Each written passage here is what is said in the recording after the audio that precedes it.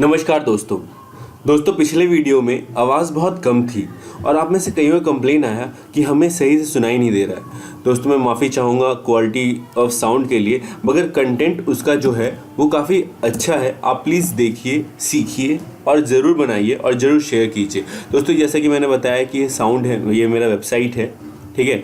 I hope कि इस video में साउंड क्वालिटी सही होगी। और एक चीज़ और मैं बताना चाहूँगा दोस्तों, आप यही नहीं, आप कमा सकते हो। जैसे कि मैं आपको प्रूफ दिखाऊंगा एक कमाई का। दोस्तों मेरा एक यूट्यूब चैनल भी है, आपको पता होगा, जलेबी चिल बेबी का, और इस पर आप टेस्ट दे सकते हो, बहुत कुछ कर सकते हो। तो बेसिकली उस चैनल से मेरी कमाई भी होती है।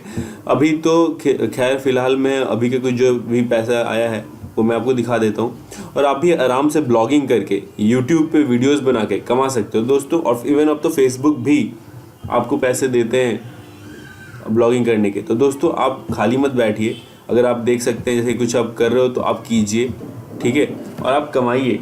तो प्लीज़ दोस्तों, लास्ट में मैं साउंड क्वालिटी के लिए माफ़ी चाहूँगा, और मैं आगे से ट्राई करूँगा कि ऐसी आपको प्रॉब्लम ना हो। धन्यवाद दोस्तों, जय हिंद, वंदे मातरम।